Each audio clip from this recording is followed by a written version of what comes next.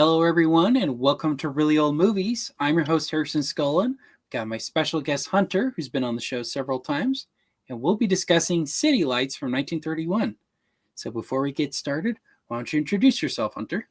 Sure. I guess it's been a little while since I've been on, but I'm Harrison's younger brother. I'm far and away at a university, killing myself over my homework. And occasionally I watch a good movie and offer some half-baked thoughts on it. Yes, you're the couch critic. Is that what we called The you? couch critic, yeah. I also haven't been on my Letterboxd for 6 months, I think. So I forgot the name of it. I'm Hunter today. Nice. Ugh. Well, yeah, when was the last time? Was it for... I'm trying to think. It was for... Was it for the Joan of Arc, or did we do one after that? No, we did one after that. Oh, goodness. We did... Oh. I don't remember. I don't know. Oh, I think it was a Universal Monster movie. Yes, probably. Yeah, it was probably... So... Well, it was last semester, actually. So it was in the middle of last semester we did one. Did we really? I think so. Oh, Stagecoach with Carter? Or there's another one after that, maybe. Rio Grande? Oh, I'll just pull up Surfing Through Cinema. I'll just pull up Really Old. That's a callback. Yeah, the old channel. Hawaii Harry. Still up there. If people are interested in a dead YouTube channel. Oh, man, well, you post so much. See? But you always put my face on. Okay, yeah, the last one we did was Ashes and Diamonds. Oh, that's right. Yeah. I forgot about that movie. 8 months ago. It's been a little while. Wow. It's been a while. Yeah, well, I'm glad you're able to come back on. Have you seen or ever heard of this movie, City Lights, that we're reviewing today? Well, I've seen it now. I saw it yesterday. I hadn't heard of it before. Okay. But you've seen Chaplin films before, right? Like a really long time ago, we had like a weird movie that I think had a bunch like mixed together. Like, yeah, I think it had The Kid and a couple other shorts on it. Or something like that. So that was my one exposure, probably on your Mickey Mouse TV. But yeah, good old days. Since then, I know who he is, of course, but I've just never had the chance to watch a movie of his in my adulthood, short as it has been. Yeah. Well, what's nice about this one is, of all of his films, I think this is the easiest one to get into, just because of how more modern it is, but also because of how fleshed out and put together it is. Because his other ones, it's the beginnings of film. So some of our 30 minutes, 20 minutes. This is like a feature-length film. He finally got it, basically. Yeah. I tried watching, I think 10 years later, he did The Great Dictator. Yes. And it's 2 hours long. Yes, it is.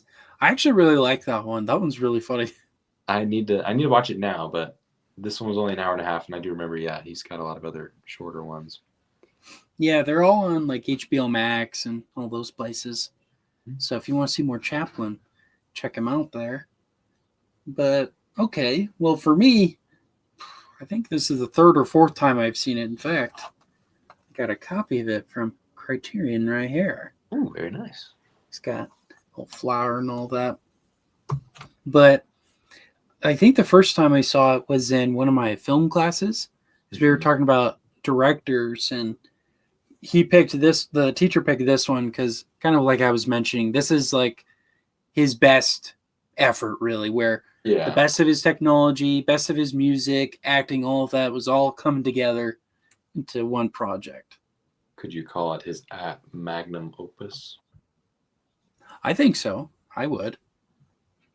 That kind of gives away my score.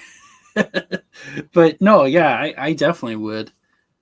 Especially, what comes after isn't as great, at Oh, least in really? my opinion.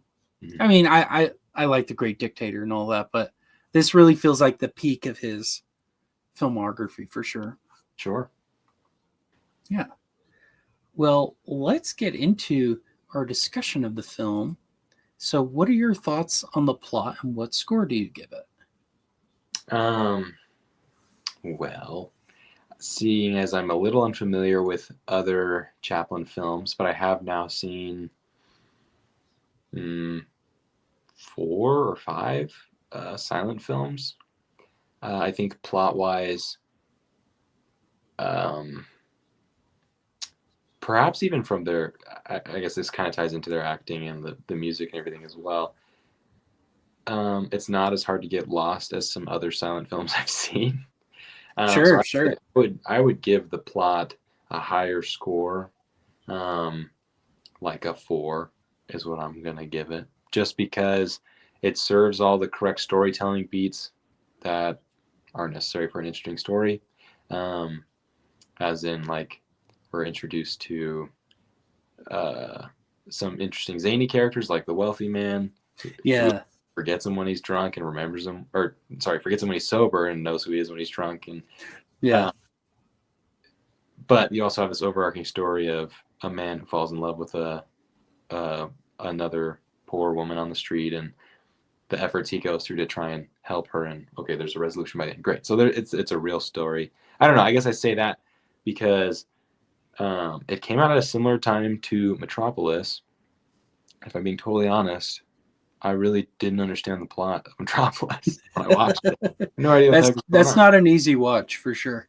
So, I think that's the only one I've seen from that are literally, I think, the same.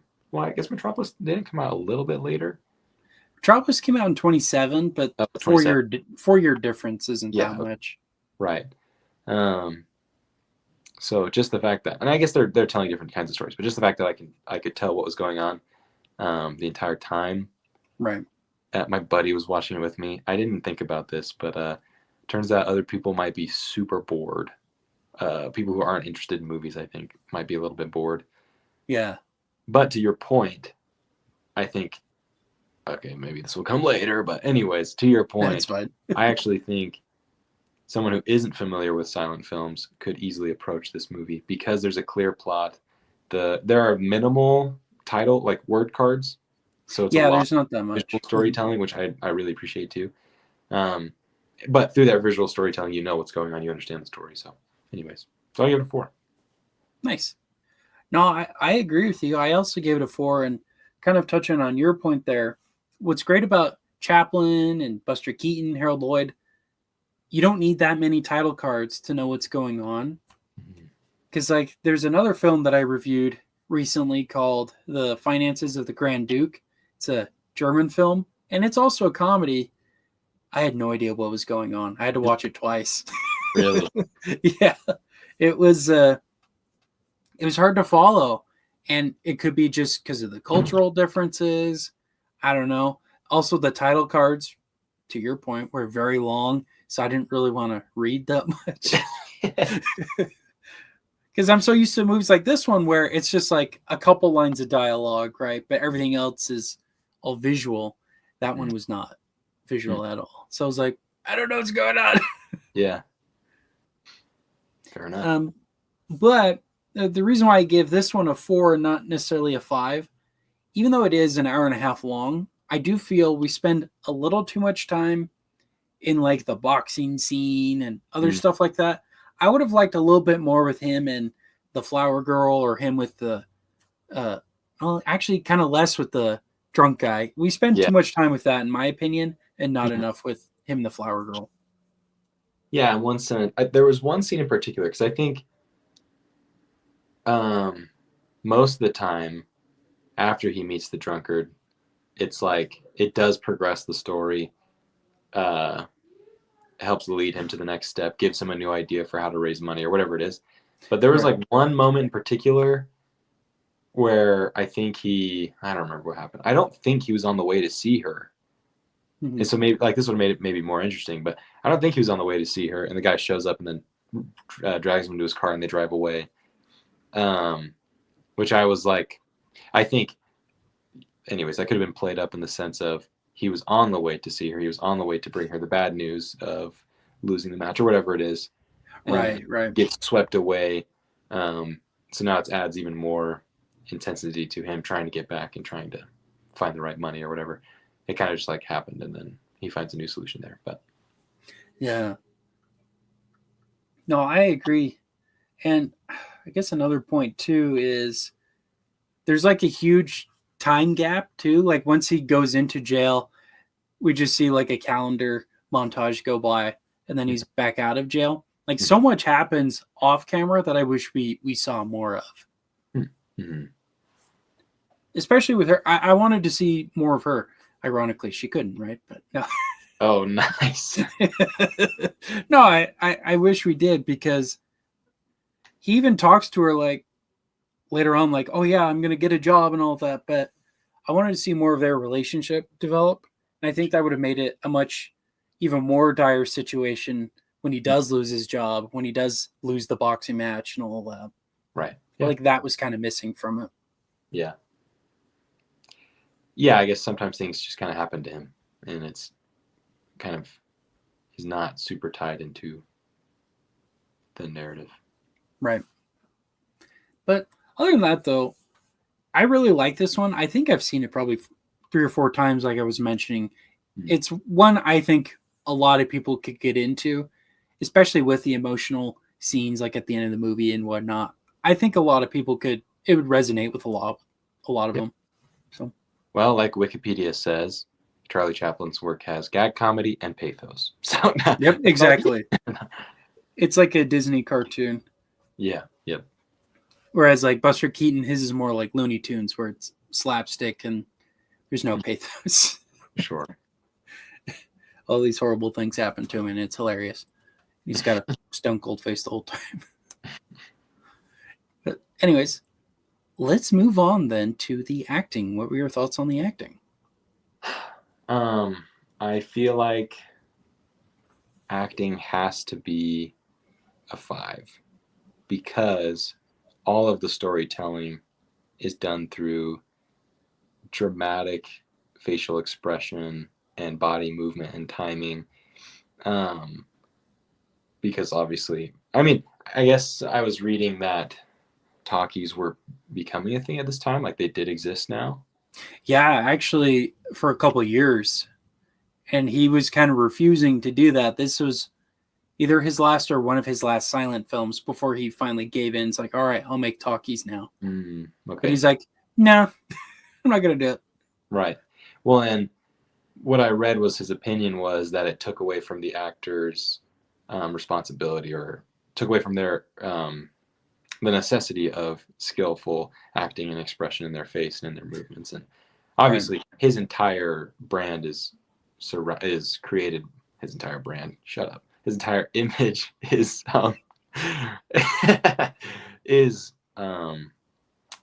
overacted, dramatic, comedic facial expression and body movement and interaction with other characters. So I feel like just because of all of that, how much is resting in the storytelling on how we see his face when he's like when he's prepping for the match and he watches the guy come back beat up.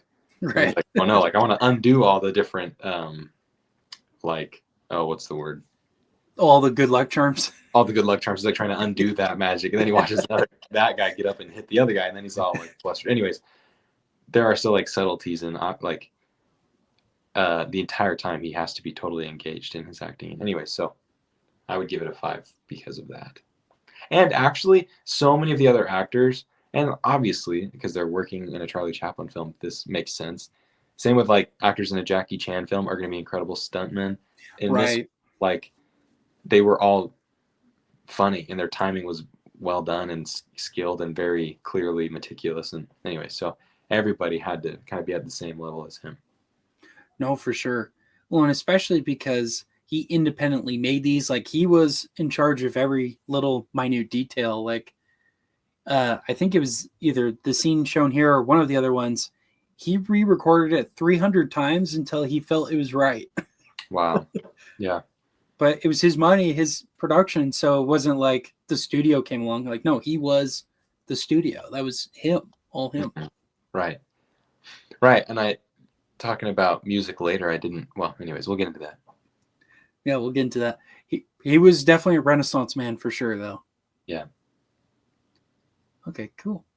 Well, I also gave the acting a 5. I mean, like everything you said, their facial expressions, everything about their movements has a purpose. There's no random things. Everything they do helps the story move along, helps us know what they're thinking, what they're feeling. Mm-hmm. And we don't hear a single line, really don't hear a single line of dialogue. In fact, kind of talking about that, you know how at the beginning there's like little kazoo sounds for the random like industrialists and all that? Yeah. So he did that purposely to make fun of talkies. See, just to show that how nonsensical it was and how you didn't need it, basically. Yeah. Oh, I didn't know that. Yeah, because when you first see it, you're like, "What is going on?" But when you it's weird too because after that scene, it doesn't happen again. Right. Like the music is the voice, but there's no like loud, moaning, like grunting sounds or whatever it was. I guess it was a kazoo. I think it was a kazoo or a slide whistle, something like that. Yeah. Yeah. Fair enough. But yeah, I thought he did great. I thought the flower girl did great. Everybody did great, honestly. Like you were saying, everybody did their job just right. Mm-hmm. Even the old grandma. I like the old grandma too. Yeah. Her holding the note, keeping it a secret from her blind daughter or granddaughter, I guess. Yeah. She had a moment. She got to have her moment to act. She had her time to shine. Go help the old grandma. Gets her flower shop. Yeah. All right. Well, cool. What are your thoughts on the directing? Well, until I started reading up on this, I didn't realize that Charlie Chaplin did it all. I guess I just assumed he was another. I honestly assumed he was tied to some studio. I didn't realize it was his own production company, his own personal funds. I read that to make this movie, it was something like 20. It was like $1.5 million, which I guess is like $25 million today or something like that, of his own personal money to produce the film. It's a lot of money. And then some. I think that was just his personal money going into it. There might have, I don't know. From what I read, I thought that's what they were describing.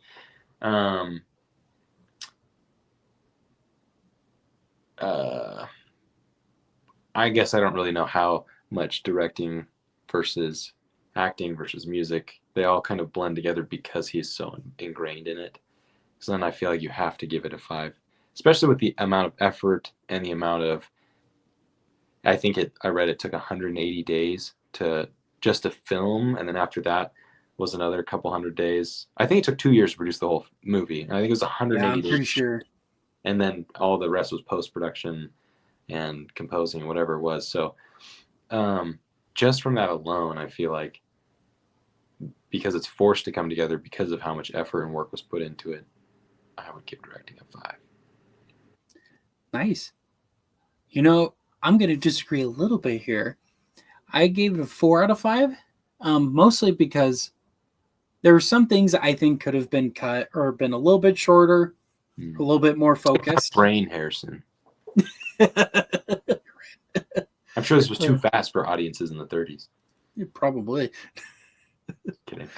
No, but no, it actually did very well, surprisingly, even though everybody liked talkies at this point. Mm-hmm. I want to say won Best Picture. I'll have to check that, but I'm pretty sure it was a nominee for sure. Mm-hmm. But anyway, I still am amazed by all of the talent and abilities he had, just how much liberties and freedom he had with making his own movies. Because if you compare his filmography and his career to that of somebody like Buster Keaton, same thing, had his own studio, made his own movies, self-financed. Well, not completely. He had another studio, but like he had full creative control. But eventually he had to work at MGM and his career took a total nosedive. Yeah. And then he was kind of a nobody by the time he died, honestly. Really? So, yeah. Even though his films are big and bombastic, just like Chaplin's were, but everybody remembers Chaplin. But I also think it's because Chaplin was much better at keeping his stuff his. He never compromised, never. I mean, he started out at other studios, but once he had his own, he never gave up on it until they thought he was a communist. So then he fled America. But that's beside the point. Sounds like I read that he also might have been involved in some strange, I don't know. Yeah, paternal. Yeah, I think he had a total of 11 confirmed wives. Whoa! Not all at once, but like throughout his life. Mm. So as a result, so some sort of paternity money thing. Yeah, like I think he has 20 confirmed kids, something like that. Charlie, hold their check. But it's either in the name. Wait, it's either in the name or not in the name. A good Chaplin, you know. Yep. A good. It's either very Christian or very unchristian. Yes. Think about it. But I recommend watching the. Was it David Attenborough? One of the Attenborough guys. He directed a movie in the 90s with Robert Downey Jr. playing Chaplin. Mm. The movie itself, I wasn't a huge fan of, but I loved just seeing the history of Chaplin and how all that came about. Sure. So I recommend that to people after they've seen a few of Charlie's movies. Yeah. Because then you could kind of get an understanding of kind of how crazy he was. Yeah. And he was living like a king, man. Like he was one of highest paid actor. You know, he was huge back then. Yeah. Fair enough. Anyways, that's Charlie Chaplin's directing. Let's move on to the camera work. 4 out of 5. 4 out of 5. I thought, talking about cinematography, I will say there was one clip that I had to do a double take. I don't know why, but the atmosphere and the camera angle and everything, literally, I was just like, wow. I had to look back. And it was the first establishing shot of the boxing ring before he walks in. Because they kind of have this shot and there's smoke billowing in the air. And the ring is very, like, it fills the majority of the screen, but you also see guys up and, like, behind the ring and up in the second level watching whatever. And there's all these people. I was blown away. It stood out from all the other kind of more standard, like, head level shots. It was kind of set underneath and then it walks up and gets on top, and then it's kind of a more stationary shot, of course. And I think that might have to do with technology as well, right? Like setting up your camera and all those kinds of things. But I would say so, yeah. But so I think that shot stood out in contrast to me. I was blown away. I don't know why, but the way that was composed and like seeing the smoke kind of billowing up and filling and crowding out the camera, I just felt like it was showing so much information, and it stood out in contrast to the rest of the movie, and I loved that. So that influences my score to be a lot higher. That being said, with my limited experience with silent films and like more like older films, I don't really know how it compares cinematography wise to like other films. So I really want to give it a high score, like a 4 or 5, just because I liked it. But I don't really know how it compares. But I feel like visually everything made sense. I never once was like confused about what was going on. And there are some like subtle framing things going on with characters moving around the screen and things. But I think for the most part, it was just all their acting and stuff was kind of done in the same shot. Anyways, I don't know. So I give it a high score. Yeah. You know? Yeah. Really want to. Yeah. No. Well, I gave it a 5 personally, because what I love about this movie is all the visual gags, and you couldn't do any of it with dialogue. All of it has to do with where the camera's placed and how it's set up and all that. That's what I love about it. Like one of my favorite ones that I think about is I think they're having like a big party for him or whatever. Mm-hmm. And just all these random different things happening to him. Like, there's like a bald guy with a little hat on, and he thinks it's a thing of melon or something, like an orange or something. So he starts trying to. The guy's like, "What are you doing?" So that the waiter comes back with a plate of the actual fruit. He's like, "No, never mind. I don't want that." There's just little stuff like that. They're shooting those little paper streamers around. And he starts to like. Yeah, he starts eating it. That too. Like there was so much going on and filling the space. I loved that. Yeah. It wasn't so static. There was stuff going on and people moving around and things. It was good. Yeah. No, everything happened for a reason. One of his more signature things is with a cigarette butt. Like once he's done with it, he'll throw it and kick it with his back foot. Oh yeah. That you kind of see it in this movie. It's much more prominent in other ones, but you could see all of his vaudeville experience on camera, and I love that too. Just the little visual, funny things he does like that too. Mm-hmm. For those of us dummies who sit on the couch and watch movies, what is vaudeville? Oh, sure. So pill that I take when my back hurts. That's Advil. Oh. No, vaudeville was before television and all that. Mm-hmm. It was the old stage variety show. Oh, okay. So like like Abbott and Costello, their Who's on First thing. Yeah. That would be like a vaudeville bit where they do funny comedy or visual gags or whatever. That's what Charlie Chaplin started out in. Mm-hmm. It's what a lot of comedians and actors started out in. So that's why a lot of them had really good stage presence, because they grew up on the stage. They already knew what to do. So it was easy for them to be on camera. Makes sense. Yeah. But yeah, there's just a lot of funny stuff like that. And actually, Limelight, my favorite movie of Chaplin's, that one kind of talks about it's kind of an autobiography film about his experience being a vaudeville to then an actor and then being kind of a has-been. Yeah. He actually had Buster Keaton in it too, because similar thing. So I recommend watching that one too. But anyway, yeah, I just love the camera work he does here. This scene actually at the very end that's shown here is my favorite one. Mm-hmm. Just because of, again, showing, not telling. Like he could have gone into this super long thing about, it was me all along and all that. But it was just very subtle the way they talk to each other, the way she realizes who he is just by touching his hand and all that. I just love the subtlety of it. Yeah. Yeah. Really enjoyed him. Very good. All right. So now let's move on to the music. What did you think of the music? It's very good. It's very good. It's a high score. A high score. 5. And because I guess earlier I said all their acting has to do the storytelling, but also all the music does all the storytelling. And I think that's like, obviously that's very core to a Charlie Chaplin film, but timing is exaggerated by the way the music interacts with the characters on the screen.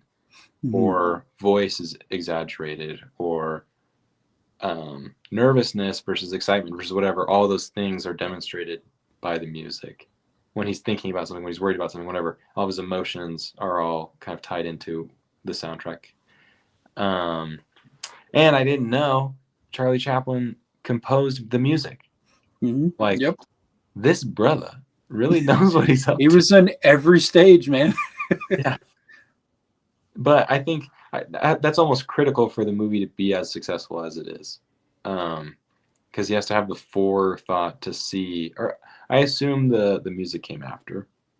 I don't know if you looked into the production, but. Well, that's usually how it is, but I mean, he could have certainly done it before. He wrote the story, he did it all, so who knows? But I just think for the music to interact with the acting so well, like it had to be Chaplin to do it. because he's in Right. total control. Surely he has some sort of thought about. This is just me pontificating, but surely he had some sort of thought beforehand about how all those things were going to go, how the music would play. So in his own mind, these scenes are being built and developed in a way that would allow for the music to exaggerate everything you're seeing and like therefore improve the storytelling. But so it gets a 5. Nice. Yeah. I gave it a 4.5 for a lot of the same things you said. I do think it gets a little repetitive, not too much. I still think it's very memorable and very, if it's every scene it's in.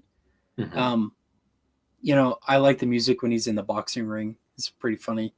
But I also like the music when he's with, the blind girl, and the music when he's with the buddy. So they all fit in with the different scenarios he's in. Right. I think it was really well done.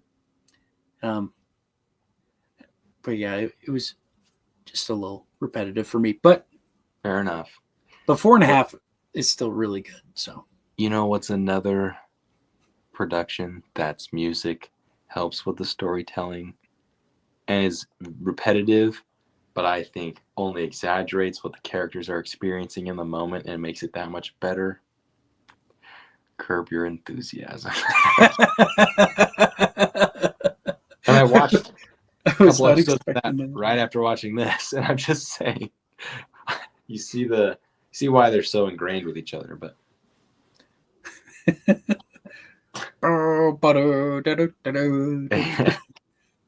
Well, just the end of every scene, like someone notices something or figures something out, and that's just like, bah, bah, like I don't know, it just works. Boom, boom, boom. Anyways, that's kind of a fake comment. I'm a little bit joking. Are you though? All right. So, what is your overall score? 5. How does that work out? Because I didn't give it all 5s. I don't know, but they were all pretty high, so I'm pretty sure it would just average out to a 5. Yeah, fair enough. Well, then would you recommend this movie to people? I think had I watched it alone, I would have said definitely yes. But watching with my friend, who is a much more casual movie goer, maybe 30 minutes in, he was on his phone. And by the end, I don't think he would go on his phone, look at it. When I laughed, he'd look, and then he'd go back on his phone. And by the end, I don't think he knew what the heck was going on in the movie. But he tried. He did give some effort. He was interested. I think he mostly just wanted to hang out. So that also might have influenced whether or not he was going to watch the movie. So I think, yes, I would recommend it, especially if you want to show someone a black and white film or a silent film, so they can experience that form of storytelling. I think this is a very good one to show someone. All that being said, with our TikTok brains and how they have rotted so poorly, I don't know if our generation or the rising generation could handle it. Well, fair enough. Well, I gave it a 4.5 out of 5, and that's a 90% on critic list. And yes, I would recommend this movie. But like you, I don't think I'd recommend it to everybody. I think if there's a silent film to watch, this would probably be, I would say, one of the easier ones to grasp and get into, just because there's not a lot of title cards and a lot of it's visual. You could tell what's going on.